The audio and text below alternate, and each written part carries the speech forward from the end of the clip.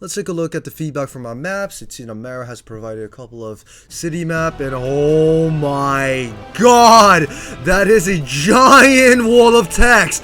Oh! Yeah, I mean, I do understand why someone would put so much amount of time to just describe why in the world this map kind of sucks. I mean, the ground is flickering. The city looks like a dystopian future, and you can clearly tell that I've just copied paste a certain template over and over and over again. Okay. Now, does this mean that this is not a city? No. It is a city and does the job, but it's missing something. It's lacking something. It feels not alive. Like, there's only residential buildings and like factories, but what else? There's something missing about this, and I keep wondering what it is.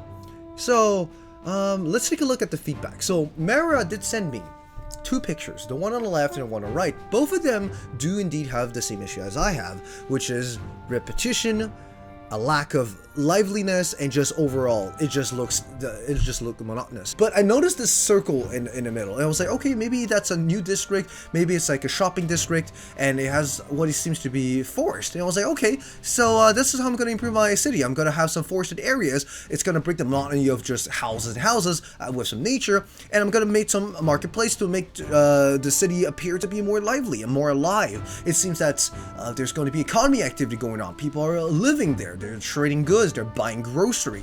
Now, this is a time-lapse of me making a wooden stand for a merchant. And this is, I'm testing around to see how precise and how well can the map editor for AoTTG2, this is an experimental version of it, of course, can handle this. And so far, yeah, it's handled really well. And now I'm basically just testing around whether or not the stand is human height, and it is now, because the first version of this was a little bit too high, was actually taller than my character, so I basically loaded twice, and that's how I got it. So now I basically said, oh, I want a semicircle formation for my stand, and that is how I got it. I cleared out some space inside the city, so I basically put them in there.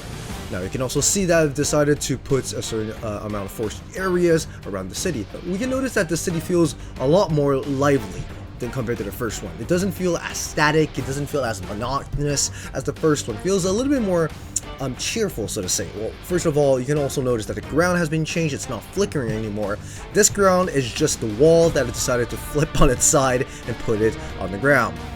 You can also see there's some forest area, this marketplace that you would presume that people come here to buy some stuff. Be like, hello Joe, I'd like to grab your finest charcuterie meat.